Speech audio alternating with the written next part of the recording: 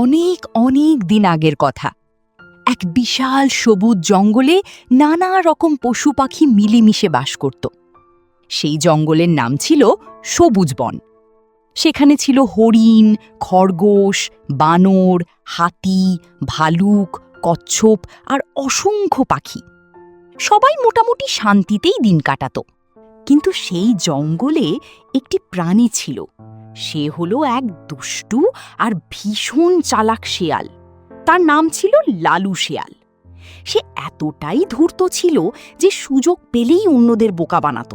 কখনো কারো খাবার চুরি করত, কখনো মিথ্যা কথা বলে ঝামেলা বাঁধাত, আবার কখনো বন্ধুদের মধ্যে ঝগড়া লাগিয়ে আনন্দ পেত। একদিন সকালে খরগোশ গাজর সংগ্রহ করে নিজের ছোট্ট ঘরে রেখে দিল। সে খুব খুশি ছিল, কারণ শীতের জন্য সে অনেক খাবার জমিয়েছে। দূরে ঝোপের আড়াল থেকে সব দেখছিল লালু শেয়াল। সে নিজের মনে বলল, খরগোশ তো অনেক গাজর জমিয়েছে, আজ রাতেই সব গাজর আমার হবে।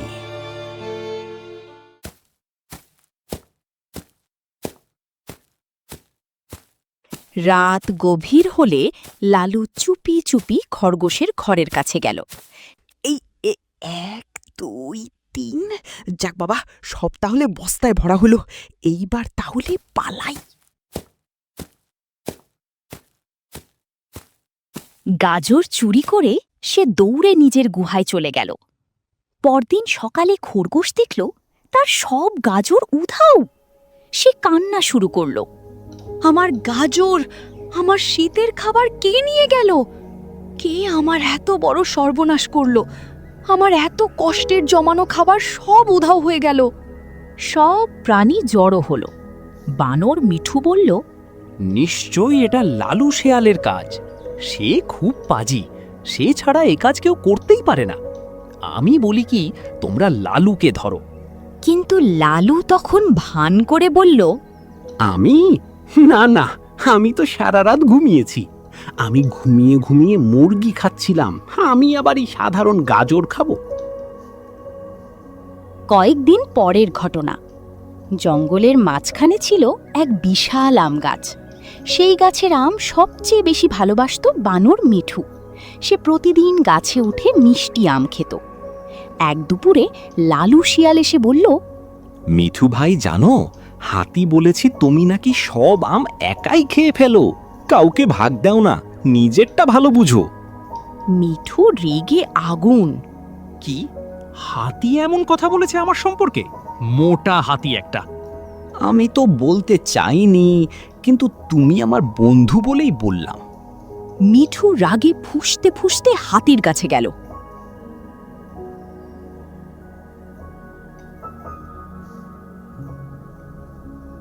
তুমি নাকি বলেছেন আমি লোভী? হাতি অবাক। আমি কখন বললাম? দুজনের মধ্যে ঝগড়া শুরু হয়ে গেল। দূরে দাঁড়িয়ে লালু শেয়াল হো হো করে হাসতে লাগল। এইভাবেই প্রতিদিন সে কোনো না কোনো গোলমাল বাধাত। একদিন জঙ্গলে এলো এক জ্ঞানী কচ্ছপ। তার নাম ছিল ধীরাজ কচ্ছপ। সে খুব বুদ্ধিমান ছিল। সব প্রাণী তাকে সম্মান করত। ধীরাজ কচ্ছপ কয়েকদিন জঙ্গলে থেকে বুঝতে পারল জঙ্গলের সব সমস্যার পেছনে লালু শিয়ালের হাত আছে। সে ভাবল, একে উচিত শিক্ষা না দিলে জঙ্গলে শান্তি ফিরবে না। অন্য পশুরা লালুর যন্ত্রণায় অতিষ্ঠ হয়ে গিয়েছে, আমাকেই কিছু করতে হবে। এরপর সে একটা পরিকল্পনা করল। পরদিন সকালে ধীরাজ কচ্ছপ জঙ্গলের মাঝে ঘোষণা দিল, শোনো সবাই, পাহাড়ের গুহায় নাকি গুপ্তধনের বাক্স পাওয়া গেছে। তবে সাবধান, যে লোভ করবে সে বিপদে পড়বে। এই কথা শুনে সবাই অবাক হয়ে গেল। লালু শিয়ালের কান তো সঙ্গে সঙ্গে খাড়া হয়ে গেল। সে মনে মনে বলল, গুপ্তধন? নিশ্চয়ই সোনাদানা আছে, এটা তো আমারই পাওয়া উচিত। রাত নামতেই সে চুপি চুপি পাহাড়ের দিকে রওনা দিল।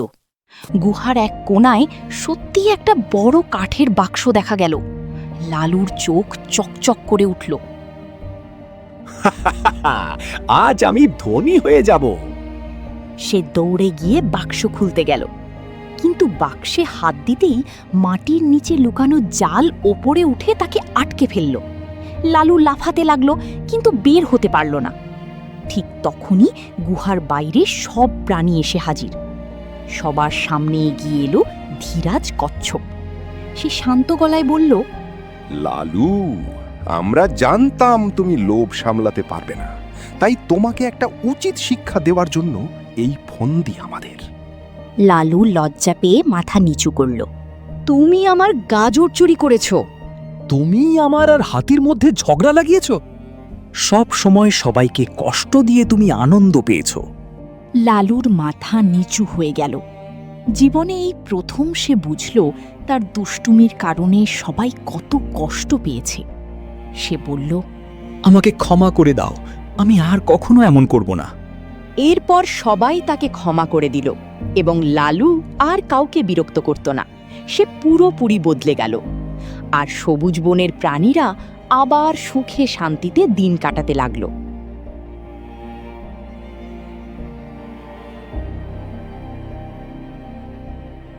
এরকম নতুন নতুন ভিডিও দেখতে চ্যানেলটি সাবস্ক্রাইব, লাইক এন্ড শেয়ার করে আমাদের সাথে থাকুন। এই পর্যন্ত ভিডিওটি দেখার জন্য আপনাকে ধন্যবাদ।